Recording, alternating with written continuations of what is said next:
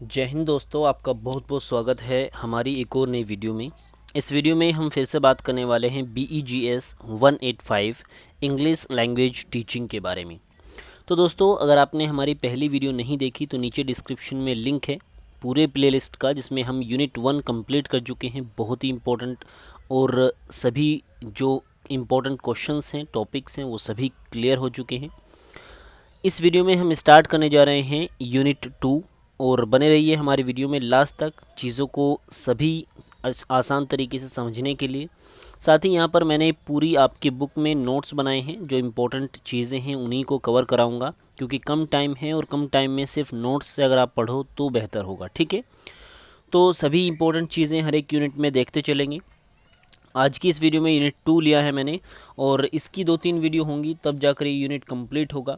Unit 2 की ये पहली वीडियो है। चलिए इसको स्टार्ट करते हैं और देखते हैं इसमें क्या इम्पोर्टेंट चीज़ें हैं जो आपके एग्ज़ाम पॉइंट ऑफ व्यू से महत्वपूर्ण हैं, आपके एग्ज़ाम पॉइंट ऑफ व्यू से रिलेवेंट है। ठीक है, चलिए तो यहाँ पर जो सबसे पहले देखिए यूनिट के बारे में थोड़ा सा चर्चा कर लेते हैं। यूनिट का जो नाम है द अनरीच्ड लर्नर्स, यानी उन लर्नर्स की, उन स्टूडेंट्स की बात यहाँ पर की गई है जो वंचित हैं। एक तरीके से वंचित यानी कि जो पिछड़े हैं, किसी ना किसी तरीके से वो उन तक शिक्षा नहीं पहुँच पाई। हो सकता है वो रूरल एरिया से बिलोंग करते हों, या हो सकता है रूरल या इस तरह के कुछ बहुत से ऐसे कबीले होते हैं, बहुत से ऐसे गांव होते हैं, बहुत से ऐसे कल्चर्स होते हैं जहां पर शिक्षा को इतना महत्वपूर्ण नहीं माना जाता। ठीक है, इतना ध्यान नहीं दिया जाता।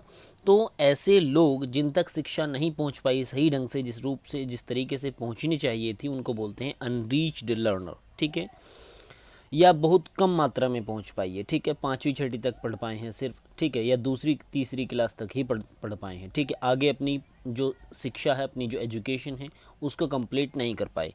उन स्टूडेंट्स के बारे में यहाँ पर पूरे यूनिट में बात की गई है, जिसमें पिछड़े लर्नर्स कौन हैं इसको जानेंगे हम। ठीक है, साथ ही क्या चीज़ उन्हें पिछड़ा बनाती है, क्या क्या चीज़ें हैं जिसके कारण वो अपनी जो शिक्षा है ग्रहण नहीं कर पाते, शिक्षा को अच्छे से नहीं पढ़ पाते, ग्रहण कर पाते। ठीक है, क्यों उन्हें शिक्षा नहीं मिलती अच्छे से। ठीक है, इसके अलावा किन किन चीज़ों के माध्यम से उनको अच्छा बिहेव कर या अच्छे तरीके से उनको डेवलप किया जा सकता है। ठीक है, तो ये सभी चीज़ें पूरे यूनिट में देखेंगे। बाकी चलिए यूनिट में देखते हैं आगे। इंट्रोडक्शन यहाँ पर नहीं पढ़ेंगे, इसको स्किप करेंगे, और यहाँ से हमारा जो पॉइंट है वो स्टार्ट हो जाता है। The under privileged learners. Under privileged sorry under privileged जो लर्नर्स होते हैं वो एक तरीके से वही हैं, पिछड़े जो स्टूडेंट्स हैं, जिन तक शिक्षा जिस तरह से पहुंचनी चाहिए थी वो नहीं पहुंच पाई, उन्हें वो शिक्षा नहीं मिल पाई जो मिलनी चाहिए थी। ठीक है, चलिए तो देखिए ये जो पॉइंट है 2.2, ये कंप्लीट हम इसको क्वेश्चन आंसर्स के माध्यम से करेंगे। ठीक है, 2.2, 2.23 और 2. और आगे की इसकी जो चीज़ें हैं वो सभी यहाँ पर हमने क्वेश्चंस लिए हैं, क्वेश्चन आंसर इसमें दिए गए हैं, जो जिससे आप बेहतर तरीके से इस पूरे यूनिट को कंप्लीट करोगे। इस यूनिट का ये पार्ट है एक तरीके से, और यहाँ से देखते हैं हम, यहाँ से हमारा स्टार्ट होता है। एक मिनट, चलिए पहला जो क्वेश्चन है, how would you call an underprivileged learner.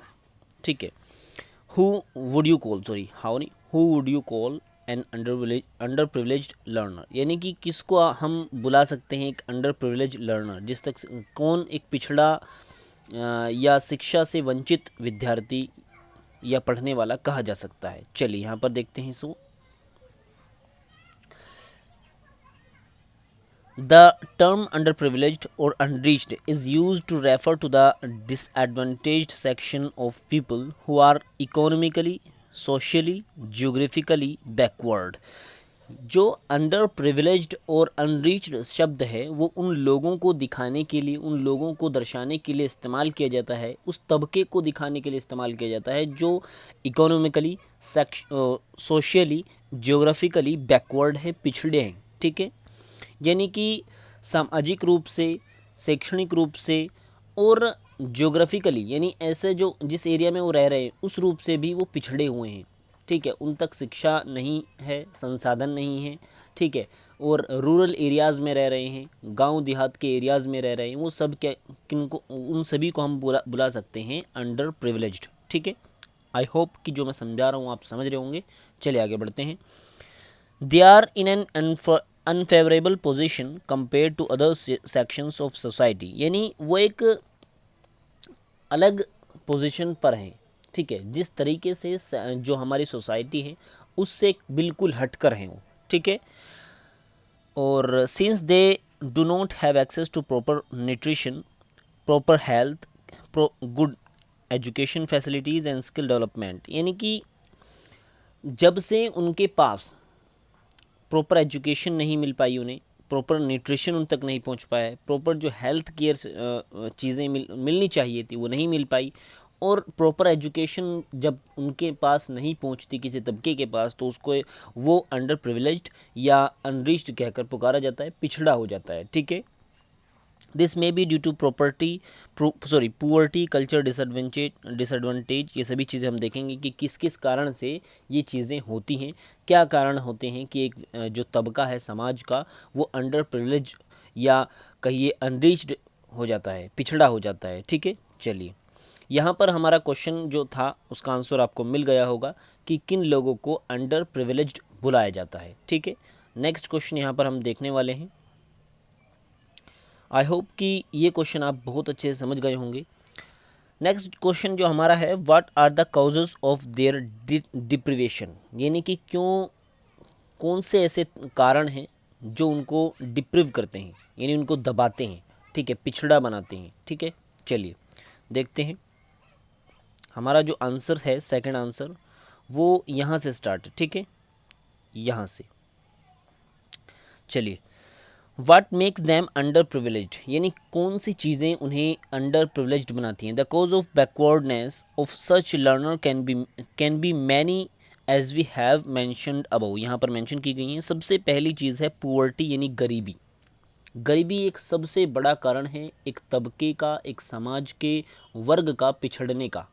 ठीक है, यदि किसी समाज के कोई तबका है जिसके जो गरीबी की हालत में जी रहा है वो डेफिनेटली पिछड़ा होगा। ठीक है, poverty is a major causes of disadvantage and backwardness.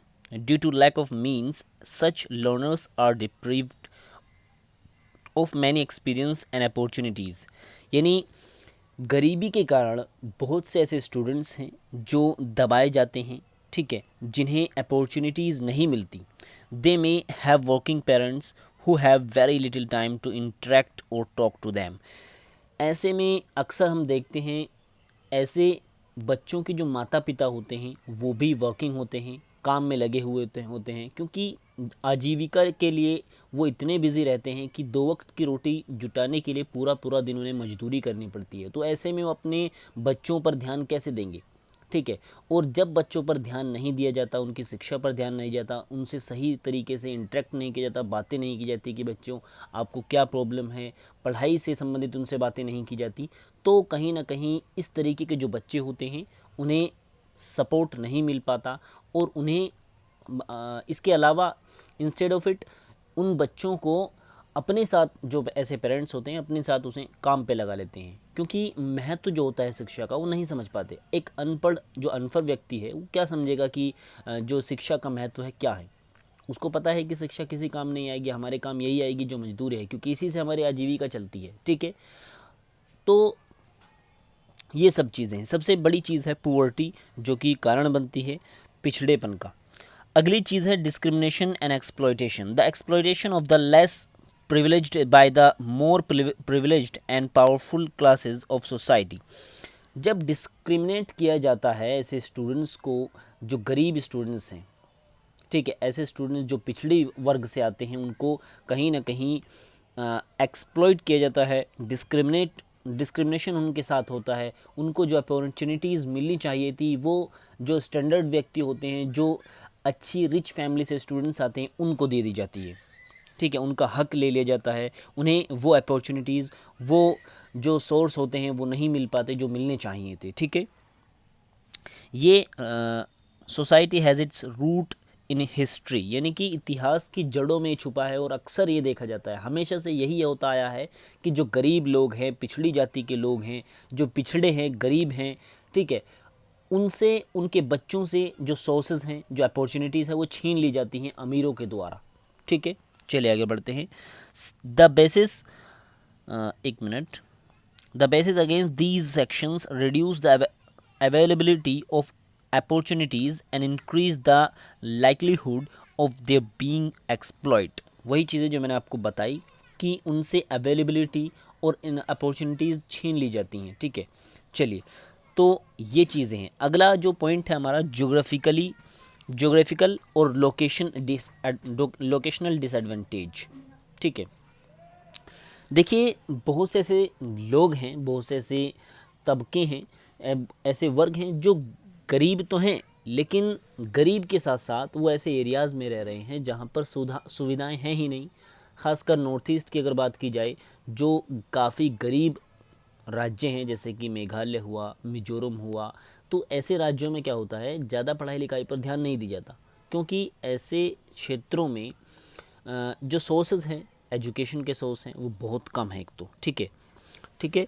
The under privileged often live in remote rural areas which are inaccessible beyond the reach of school, यानी ऐसे बहुत से हमारे देश में क्षेत्र हैं जहाँ पर जो स्टूडेंट है वो एक्सेस ही नहीं कर पाता स्कूल। आसपास 10 किलोमीटर 20 किलोमीटर स्कूल ही नहीं है, बहुत बहुत दूर तक स्कूल नहीं है। ठीक है, तो प्राथमिक शिक्षा का माध्यम भी नहीं है, 5वीं 6वीं तक स्कूल भी नहीं है, अगर है तो सिर्फ 5वीं 6वीं तक स्कूल है, फिर आगे नहीं मिलता उनको पढ़ने के लिए, कोई कॉलेज नहीं है, स्कूल बड़े जो जहाँ पर 12th कर सकें ऐसे स्कूल नहीं हैं, तो कहीं ना कहीं उन तक जो सोर्सेज हैं वो नहीं हैं। ठीक है, तीसरा एक कारण है।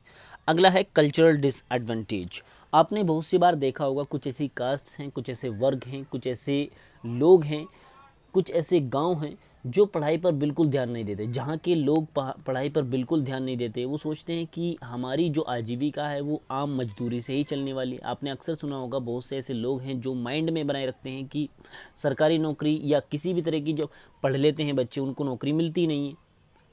ठीक है, अथवा उन्हें काम सिखाया जाए, वो सोचते हैं कि अगर बच्चा काम सीखेगा तो जल्दी कमाना शुरू कर देगा। इस तरह के जो रूमर्स हैं, इस तरह के जो भ्रम हैं, वो पैदा होते हैं सोसाइटी में, और ऐसी सोसाइटी के जो बच्चे होते हैं वो नहीं पढ़ पाते। ठीक है, यही कारण बनता है कि वो पिछड़ते चले जाते हैं। ठीक है, जब वो नहीं पढ़ेंगे तो फिर आगे उनके बच्चे नहीं पढ़ेंगे, फिर तो चीज़ें कहीं ना कहीं इसी तरीके से घटते घटते वो समाज बिल्कुल तरीके से नष्ट और पूरी तरीके से भ्रष्ट और ख़राब हो जाता है। ठीक है, तो ये चीज़ें हैं जो हमने डिस्कस की। ठीक है, सबसे पहले पुअर्टी डिस्कस की, फिर डिस्क्रिमिनेशन, एक्सप्लॉयटेशन को डिस्कस किया था, उसके बाद लॉजिकल जो ज्योग्राफिकली चीज़ें हैं जिनके माध्यम से चीज़ें लोग नहीं पढ़ पाते, स्टूडेंट्स नहीं पढ़ पाते, और चौथी इसमें चीज़ हमने डिस्कस की है कल्चरल। बहुत से ऐसे कल्चर होते हैं जो सपोर्टिव नहीं होते एजुकेशन के प्रति। ठीक है, वो इतना सपोर्ट नहीं करते, वो नहीं चाहते कि उनके बच्चे पढ़ें। खासकर माइनॉरिटी जो होती हैं, कम जो लोग होते हैं, या जो शिक्षा को ज़्यादा महत्व नहीं देते, ऐसे लोगों में ज़्यादा ये चीज़ें देखने को मिलती हैं जो स्लम्स एरियाज से बिलोंग करते हैं। ठीक है, चलिए, यहाँ पर हमारा जो सेकंड क्वेश्चन है वो कंप्लीट करा दिया गया है। आई होप कि जिस तरीके से मैं आपको समझा रहा हूँ समझ में आ रहा होगा। मैं पूरी अपनी कोशिश कर रहा हूँ कि आसान से आसान भाषा में आपको समझाया जाए। देखिए, मैं आपको सीधा पढ़कर आपको सीधी जो इसकी मीनिंग है वो भी बता सकता था, लेकिन चीज़ें आपको समझ में जब अगर आएंगी तभी आप उसको लिखने में सक्षम होंगे।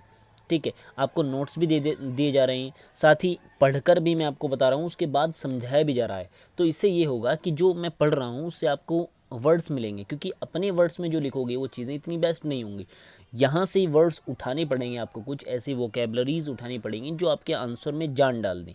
ठीक है, तो यहाँ से आंसर में जान डालने के लिए कुछ लाइन्स, हर एक क्वेश्चन में कुछ लाइन्स यहाँ पर ढूंढिए। शुरुआत की 2-4 लाइन यहाँ से उठाइए, क्योंकि लगेगा कि हाँ बुक से ही लिखा है, बुक से चीज़ें पढ़ी हुई हैं। ये ना हो कि खुद से बनाकर लिख दिया है कुछ भी, ऐसा ना लगे जो एग्जामिनर है उसको।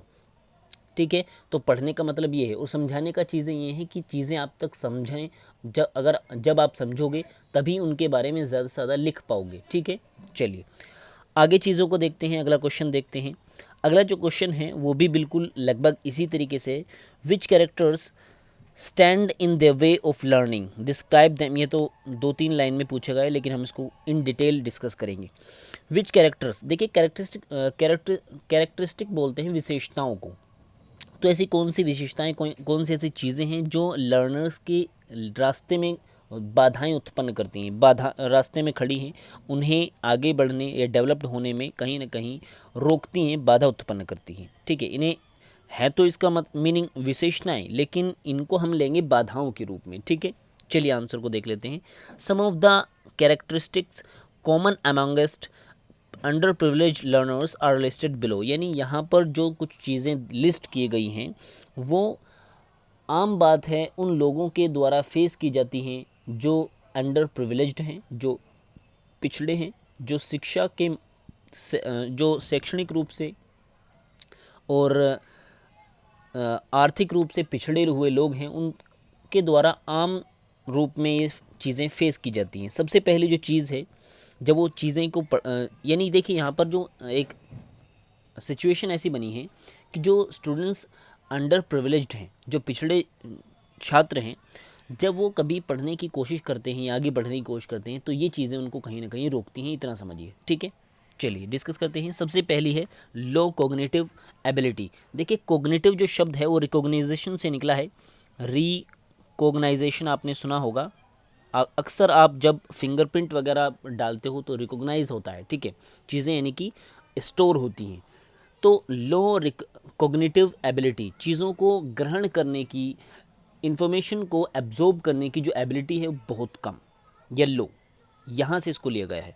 Cognitive ability which are necessary to function at the level of abstraction at the abilities to pursue and formulate concept are inadequately developed in the under privileged learner. यानी देखिए जो कोग्निटिव एबिलिटी है वो बहुत necessary है किसी भी चीज़ को ग्रहण करने के लिए। जब एक छात्र अपनी क्लास में, अपनी कक्षा में बैठकर लेक्चर को सुनेगा, सिलेबस जब उसका कराया जा रहा होगा, तो जो उसकी एबिलिटी है कंज्यूम करने की, इन्फॉर्मेशन को, डेटा को कंज्यूम करने की, अंदर ग्रहण करने की, माइंड में स्टोर करने की, अगर वो लो होगी तो चीज़ें उसको ऊपर से जाएंगी। ठीक है, जिसे बोलते हैं ना सिर के ऊपर से जा रही है चीज़ें, तो वो यही है, लो एबिलिटी होती है उनकी, रिकॉग्नाइज करने की एबिलिटी जो है वो लो होती है। तो अक्सर ऐसा होता है जो कम पढ़े लिखे बच्चे होते हैं और बाद में कुछ साल गैप करके जब उनको समझ आता है या बाहर निकल कर वो देखते हैं अपने क्षेत्र से कि दुनिया कहाँ से कहाँ चली गई, और फिर उनको याद आता है कि हाँ मुझे भी पढ़ना चाहिए, उन्हें अवसर मिलते हैं, अपॉर्चुनिटीज़ कुछ साल बाद मिलती हैं, यानी किसी भी तरीके से उन्हें अगर बाद में ऑप्शन मिलता है पढ़ने का और वो पढ़ते हैं, तो ये चीज़ उन्हें के द्वारा बहुत ज़्यादा फेस की जाती है कि वो चीज़ों को समझ नहीं पाते, वो चीज़ों को ग्रहण नहीं कर पाते। जो इन्फॉर्मेशन, जो डेटा उन्हें पढ़ाया जा रहा है, जो चीज़ें, जो सिलेबस कराई जा रहा है, वो ऊपर से जाता है। ठीक है, खासकर ऐसे स्टूडेंट्स को ये चीज़ें प्रॉब्लम में आती हैं जो बैकवर्ड क्लास से बिलोंग करते हैं, क्योंकि जो इन्वायरमेंट है वो पढ़ाई लिखाई का नहीं होता। उनके क्षेत्र से, उनके हो सकता है पूरे परिवार से वो अकेला बच्चा हो जो स्कूल जा रहा हो। ठीक है, तो ऐसे में जब इन्वायरमेंट नहीं होगा तो चीज़ें कैसे ग्रहण होंगी भाई? 2 घंटे, 4 घंटे, 5 घंटे, वो 6 घंटे का स्कूल होता है, 5 से 6 घंटे का स्कूल होता है, जिसमें 4 घंटे मुश्किल से पढ़ाई होती है। बाकी चीज़ें बच्चा इधर उधर टाइम वेस्ट भी करता है, थोड़ा बहुत लंच वगैरह होता है, प्रे वगैरह होती है, छुट्टी के टाइम लग जाता है, मुश्किल से बच्चा 4 घंटे अच्छे से पढ़ पाता है स्कूल में। लेकिन बाकी के घंटे वो घर पर रहेगा, आती उसे काम में लगा दिया, आती अपने साथ लगा लिया पेरेंट्स ने, और पढ़ाई का उसे टाइम नहीं मिल पा रहा। तो ऐसे टाइम में कैसे वो इन्वायरमेंट बनेगा? जब इन्वायरमेंट नहीं बनेगा तो रिकॉग्नाइज नहीं कर पाएगा चीज़ों को। ठीक है, तो इतना इसमें आप समझ लीजिएगा। ठीक है, अगला जो पॉइंट है इसमें, पुअर लिंग्विस्टिक एबिलिटी। लिंग्विस्टिक जो चीज़ है वो लैंग्वेज से निकली है, लैंग्वेज से, लैंग्वेज। ठीक है, लैंग्वेज। तो लिंग्विस्टिक एबिलिटी यानी कि बोलने की जो भाषा आती है वो कम आती है। अक्सर आपने देखा हो जो साउथ के लोग होते हैं या नॉर्थ ईस्ट के, जैसे अभी मैंने बात की थी असम के, मेघालय, मिजोरम, इस क्षेत्र के जो लोग होते हैं, जो अच्छे पढ़े लिखे होते हैं, वो यहाँ की भाषा, जो दिल्ली में बोली जाती है भाषा, जो आम जिस भाषा में लोग बात करना यहाँ पर पसंद करते हैं, ऑफिशियल हिंदी लैंग्वेज जो है अच्छे से, उसको भी बोलते हैं। साथ में वो अपनी लोकल लैंग्वेज जो अपनी मदर टंग होते हैं वो भी अच्छे से बोलते हैं। क्यों? क्योंकि वो पढ़े लिखे हैं, वेल एजुकेटेड हैं। ठीक है, वो दोनों इन्वायरमेंट में रहे हैं, काफ़ी टाइम उन्होंने दोनों इन्वायरमेंट में बिताया है। ठीक है, तो ऐसे में स्वाभाविक सी बात है वो दोनों चीज़ों को कवर कर रहे हैं, दोनों पर पकड़ है उनकी। लेकिन एक छात्र है जो रूरल एरियाज़ में ही अपनी ज़िंदगी बिता रहा है, और ऐसे में जब वो स्कूल जाता है तो वो अक्सर या हमेशा वही लोकल लैंग्वेज जो रूरल एरियाज़ में इस्तेमाल होती है, वही लोकल लैंग्वेज टूटी फूटी उल्टी सीधी इस्तेमाल करता है। हिंदी भाषा वो नहीं जानता। हिंदी भाषा में, जैसे मैं आपसे बात कर रहा हूँ, ये एक ऐसी न मतलब ऑफिशियल एक तरीके से कह लीजिए कि भाषा है जो बातचीत करने का अच्छा तरीका है। लेकिन एक हरियाणवी भाषा होती है। हरियाणा में अब आपने देखा होगा बहुत से स्टूडेंट्स जो बिहार से आते हैं, हरियाणा से आते हैं, दिल्ली में आपने देखा उन्हें वो सही ठीक ठाक बात करते हैं जैसे हम करते हैं, ठीक है। और अपने क्षेत्र में जब अपने लोगों से वो मिलते हैं तो अपनी तरीके से वही लोकल लैंग्वेज हरियाणवी या बिहारी भाषा, भोजपुरी भाषा इस तरीके से बात करते हैं। क्यों? क्योंकि वेल एजुकेटेड हैं, दोनों लैंग्वेज पर उनकी कमांड है। तो जिन स्टूडेंट्स की इन दोनों पर कमांड नहीं होती, सिर्फ एक ही भाषा जानते हैं अपनी लोकल लैंग्वेज, तो कहीं ना कहीं उन्हें बात करने में, टीचर्स से बात करने में, अपने साथियों से बात करने में, किसी तरीके से हेल्प मांगने में या पढ़ने में, लिखने में, जब वो पढ़ते लिखते हैं तो प्रॉब्लम्स आती हैं, ठीक है। अगली जो चीज़ है लो सेल्फ एस्टीम। सेल्फ जो मोटिवेशन होना चाहिए वो नहीं होता। सेल्फ या जो एक तरीके से सेल्फ रिस्पेक्ट होनी चाहिए वो नहीं होती। कॉन्फिडेंस नहीं होता, ठीक है। मेन है confidence. Under privilege learners feel that they are not able to cope with the content and the language in the classroom. यानी जो अंडर प्रिविलेज छात्र होते हैं, जो पिछड़े छात्र होते हैं शिक्षा के माध्यम से, शिक्षा में या आर्थिक रूप से, सामाजिक रूप से, जब वो पढ़ने लिखने जाते हैं तो वो अक्सर ये देखा गया है कि वो ये महसूस करते हैं, वो ये सोचते हैं, ये एक धारणा बना लेते हैं अपने माइंड में पहले ही कि वो जो क्लासरूम में भाषा इस्तेमाल हो रही है, जो कंटेंट क्लासरूम में इस्तेमाल हो रहा है, जो चीज़ें क्लासरूम में कवर कराई जा रही हैं, जो सिलेबस पढ़ाया जा रहा है क्लासरूम में, उसको वो नहीं कवर कर पाएंगे, उसको वो नहीं एब्जॉर्ब कर पाएंगे। क्यों? क्योंकि उनका जो लेवल है बहुत लो है, जो बेसिक्स हैं उनके क्लियर नहीं है, ठीक है। अक्सर ये देखा गया है। Moreover, the textbook are written more for the middle class learner and hardly have any representation other about their lives in present in these books। तो ये वही चीज़ें हैं जो मैंने आपको बता दी हैं ऑलरेडी, ठीक है। यानी वो सोचते हैं कि जो बुक्स हैं कहीं ना कहीं बहुत हार्ड हैं, और लिखने का वो उनमें फिर कमियां निकालने लगते हैं, ठीक है। वो बोलेंगे कि ये बहुत हार्ड है, लैंग्वेज बहुत हार्ड है, पढ़ाई समझ में नहीं आ रहा, टीचर जो लेक्चर दे रहे हैं वो चीज़ें समझ नहीं आ रही। लेकिन जो एक्चुअल प्रॉब्लम है वो उनके रूरल एरियाज़ के वजह से है उनमें, क्योंकि उनके जो बेसिक्स हैं, जो जब नीचे की जो क्लासें हैं वो अच्छे से उनको नहीं पढ़ाई गई, या जो पहले की जो बेसिक्स हैं उनको अच्छे से नहीं कराए गए, जिसके कारण वो आगे चलकर प्रॉब्लम का सामना करते हैं, ठीक है। इसमें अगला जो पॉइंट है वो है इन्वॉल्वमेंट गैप, ठीक है। Under privilege learner have been found to have low motivation to learn. देखिए मोटिवेशन से कनेक्ट है बिल्कुल। नॉट ओनली अंडर प्रिविलेज जो स्टूडेंट होते हैं वो अक्सर देखा जाता है कि मोटिवेशन नहीं फील पाया जाता उनमें, ठीक है। वो नहीं मोटिवेट कर पाते अपने आप को। वो सोचते हैं कि वो अदर स्टूडेंट्स की तुलना में काफ़ी पिछड़े हैं, अदर स्टूडेंट्स की तुलना में अच्छे नहीं हैं पढ़ाई में। Not only do they find the curriculum difficult to transact but also feel the absence of academic support। और सिर्फ वो ये नहीं फील करते कि जो करिकुलम है, जो सब्जेक्ट है, जो सिलेबस है वो हार्ड है, डिफ़िकल्ट है। वो ये तो फील करते ही हैं कि जो सब्जेक्ट है, जो करिकुलम है, जो सिलेबस है वो हार्ड है। इसके अलावा एक चीज़ जो और है जिसकी वो कमी फील करते हैं वो है एकेडमिक सपोर्ट की। एकेडमिक सपोर्ट यानी जो उनके छात्र, जो टीचर्स हैं, ठीक है, जो उनके हेड मास्टर्स हैं, जो उनके आसपास के जो जब वो स्कूल जाते हैं, कॉलेज जाते हैं, उनके फ्रेंड्स हैं, तो एकेडमिक सपोर्ट उनको नहीं मिल पाता। ये चीज़ें हमने पिछली वीडियोस में भी डिस्कस की थी कि एकेडमिक सपोर्ट मिलना एक छात्र को बहुत ज़रूरी है। एकेडमिक सपोर्ट यानी कि एक छात्र है जिसको चीज़ें अगर समझ में नहीं आ रही तो उसके टीचर्स को चाहिए उसके साथ स्पेशल ट्रीटमेंट दे, उसे एक्स्ट्रा टाइम दे, ठीक है। चीज़ें उसके लिए जो सिलेबस है, जो चल रहा है टॉपिक, उसका अगर समझ नहीं आ रहा तो उसके लिए आसान बनाने की कोशिश करे, शॉर्ट बनाने की कोशिश करे, अच्छे से अच्छे प्रेजेंटेशन देकर उसको समझाने की कोशिश करे, अच्छे से अच्छे उदाहरण, अच्छे से अच्छे शब्दावलियों का इस्तेमाल कर अगर समझाने की कोशिश करे तो ज़रूर बच्चों को समझ आएगा, ठीक है। They feel that the learning is aimed at the middle class and that the teachers do not accept them as full member of class. क्योंकि वो ये भी सोचते हैं कि जो टीचर हैं वो नहीं मानते कि जो प्रिविलेज्ड छात्र है वो पूरी तरीके से हमारी क्लास का भाग है, क्लास का हिस्सा है। क्योंकि जो ऐसा प्रिविलेज्ड छात्र होगा, ठीक है, जो अनरीच्ड छात्र होगा, पिछड़ा छात्र होगा, ठीक है, शिक्षा में पिछड़ा है, ठीक है, वीक छात्र होगा, वीक हम कहें तो ज़्यादा बेहतर होगा, वीक कोई स्टूडेंट है, तो अक्सर वो समझते हैं कि उनके टीचर ये समझेंगे कि वो क्लास का पूरा हिस्सा नहीं है, कंप्लीट हिस्सा नहीं है, क्योंकि टीचर्स उन पर ध्यान ही नहीं देते। अगर भाई कोने में 2-3 ऐसे छात्र बैठे हैं जो वीक हैं, तो टीचर्स उन पर ध्यान ही नहीं देते। टीचर्स उन पर ध्यान देते हैं जो सामने की फ्रंट बेंच पर बैठे हैं, जो होशियार और इंटेलिजेंट छात्र हैं, उन्हीं से सब चीज़ें कराते हैं, उन्हीं का टेस्ट लेते हैं, उन्हीं से बातें पूछते हैं, ठीक है। अगर कभी भूले भटके उनसे पूछ भी लिया जाए तो मजाकों में टाल दिया जाता है। अक्सर मैंने भी देखा है और अक्सर आपने भी देखा होगा, ऐसा होता है, ठीक है। आप अपनी क्लास में देखिए, ऐसा क्लासरूम में होता है। जो वीक छात्र होते हैं उन पर ध्यान ही नहीं दिया जाता। अगर ऐसा ना हो, इसके अलावा इस चीज़ को सीरियस लिया जाए कि किस तरीके से उन छात्रों को डेवलप किया जाए, किस तरीके से उन छात्रों को जो पहली पंक्ति है उसमें शामिल किया जाए, जो स्टूडेंट्स इंटेलिजेंट हैं उनके साथ उनको बिठाया जाए, तो कहीं ना कहीं इन्वायरमेंट का फ़र्क पड़ेगा, इन्वायरमेंट का इफ़ेक्ट पड़ेगा और चीज़ें दोनों को समझ आएंगी, हेल्प होगी, ठीक है, एकेडमिक हेल्प होगी उसकी। अपने आप भी खुद से एफर्ट्स लगाने चाहिए छात्रों को और टीचर्स को, दोनों तरफ से जब एफर्ट्स लगेंगे तो आसानी होगी।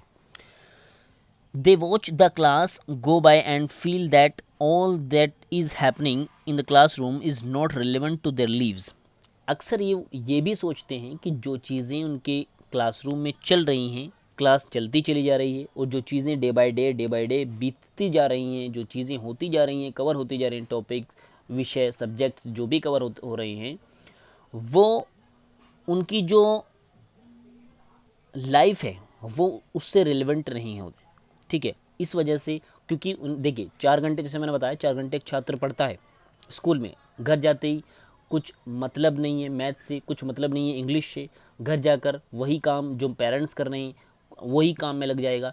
तो कहीं ना कहीं वो सोचता है कि इससे उसका ज़्यादा मतलब ही नहीं है, जो ज़िंदगी वो जी रहा है जाकर काम ही करना है, फिर भी काम करना है, कल भी काम करना है, आज भी काम करना है, क्यों ना पढ़ाई लिखाई छोड़कर 4 घंटे और काम कर लिया जाए। तो वो ऐसी फीलिंग्स उनके मन में आ जाती है और इस कारण वो अपना जो इंटरेस्ट है, मोटिवेशन है सब्जेक्ट के प्रति, पढ़ाई के प्रति, वो खो बैठते हैं, ठीक है। तो इस तरह की चीज़ें होती हैं, इन्वॉल्वमेंट नहीं कर पाते। अगला पॉइंट इसी में है, poor ability to read and write. ऐसे छात्र जो होते हैं, जो पिछड़े होते हैं, उनमें जो एबिलिटी है, जो सक्षमता है उनके अंदर पढ़ने की और लिखने की, वो बहुत कम होती है। जो छात्र रूरल एरियाज से बिलोंग करते हैं, क्योंकि इन्वायरमेंट नहीं है, जैसे मैंने बताया, बहुत कम टाइम उन्हें पढ़ने का मिलता है, तो जो चीज़ें वो सीखेंगे वो स्कूल में ही थोड़ा बहुत सीख लेंगे। तो ऐसे में ऐसे छात्र, जब घर पर ध्यान नहीं दिया जाता, पेरेंट्स के द्वारा ध्यान नहीं दिया जाता, एकेडमिक सपोर्ट नहीं मिलता, तो जब चीज़ें उनके विरोध में होती हैं एक तरीके से कहिएगा, तो उनको रीडिंग और राइटिंग में ज़्यादा अच्छे से स्किल डेवलपमेंट नहीं हो पाता उनका। अच्छे से वो फटाफट इंग्लिश को नहीं पढ़ पाते, फटाफट हिंदी को नहीं पढ़ पाते, या राइटिंग अगर आप उनकी देखोगे वो भी आपको बेकार सी मिलेगी, भद्दी सी, क्योंकि उनके जो एकेडमिक्स हैं वो अच्छे नहीं रहे, एकेडमिक्स जो टाइम है उनका वो अच्छा नहीं रहा, ठीक है। अगला इसमें पॉइंट है, their strength higher sense of responsibility and emotional maturity.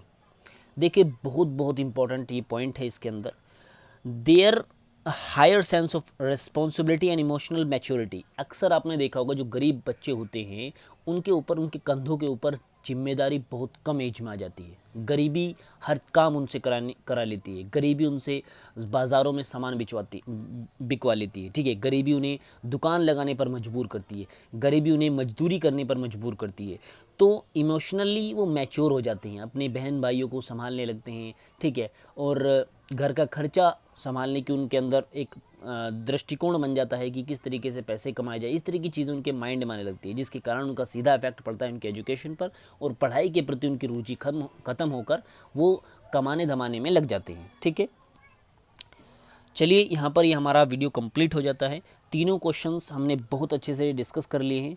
आगे अभी हम देखेंगे अगली वीडियो में इसका अगला पार्ट हम अगली वीडियो में देखेंगे। तब तक के लिए good bye. Thanks for watching this video. Last तक देखने के लिए बहुत बहुत धन्यवाद और बने रहिए सभी वीडियोज़ में हमारे साथ। चलिए ख़त्म करते हैं।